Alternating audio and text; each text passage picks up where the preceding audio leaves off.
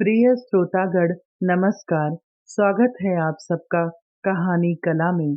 आइए सुनते हैं आज के कहानी कार्यक्रम में हिंदी की प्रसिद्ध कवयित्री सुभद्रा कुमारी चौहान जी द्वारा लिखी कहानी होली। लेकिन उससे पहले आप सबसे अनुरोध है, अगर आप हमारे चैनल पर नए हैं या अभी तक आपने चैनल को सब्सक्राइब नहीं किया है, तो इसी तरीके से हिंदी साहित्यकारों की कहानियाँ शिक्षाप्रद, प्रेरणादायक और नैतिक कहानियाँ सुनने के लिए आप जुड़िए हमारे चैनल कहानी कला के साथ।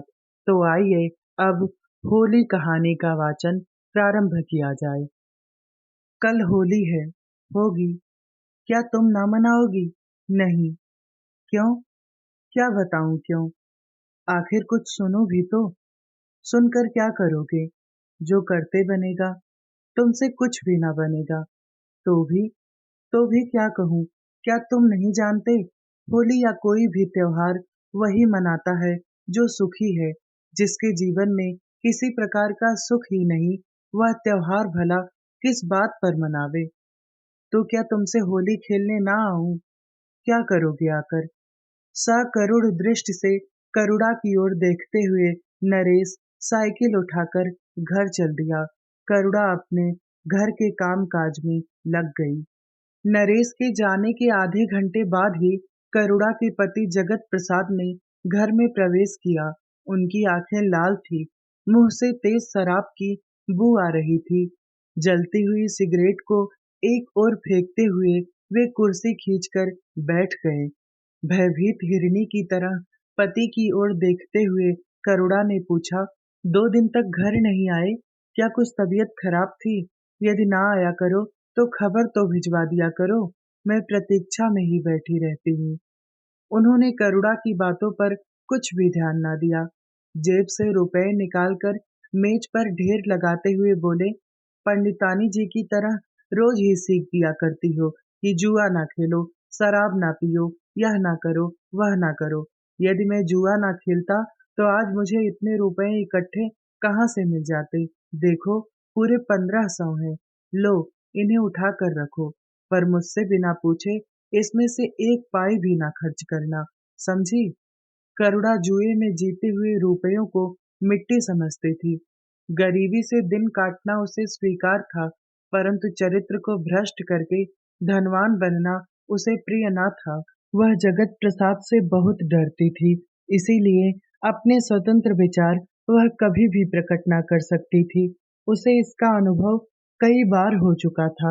अपने स्वतंत्र विचार प्रकट करने के लिए उसे कितना अपमान, कितनी लांछना और कितना तिरस्कार सहना पड़ा था।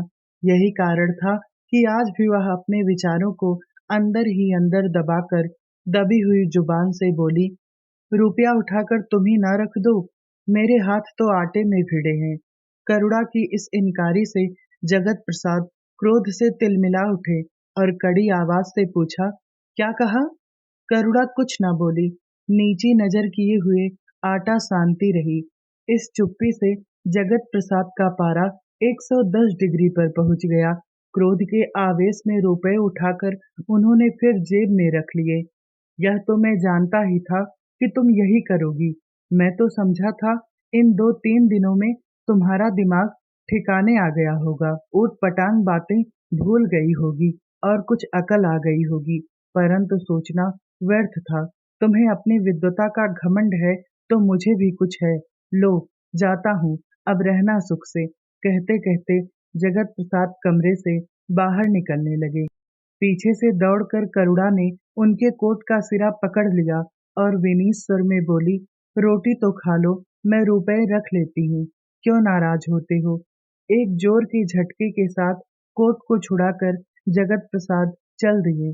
झटका लगने से करुणा पत्थर पर गिर पड़ी और सिर फट गया। खून की धारा बह चली और सारी जैकेट लाल हो गई। संध्या का समय था। पास ही बाबू भगवती प्रसाद जी के सामने वाली चौक से सुरीली आवाज आ रही थी, होली कैसे मनाऊं, सैया विदेश मैं द्वारे ठड़ी, कर मल मल पछताऊं।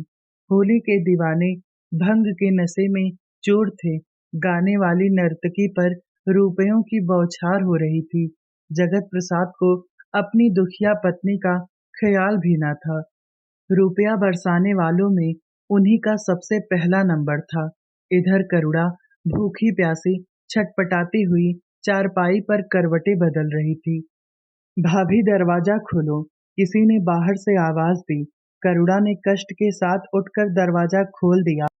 देखा तो सामने रंग की पिचकारी लिए हुए नरेश खड़ा था। हाथ से पिचकारी छूटकर गिर पड़ी। उसने सा आश्चर्य पूछा, भाभी यह क्या? करुणा की आंखें छलछला आई। उसने रुधे हुए कंठ से कहा, यही तो मेरी होली है भैया। तो यहाँ आपने सुना सुभद्रा कुमारी चौहान जी द्वारा लिखी एक छोटी सी कहानी होली।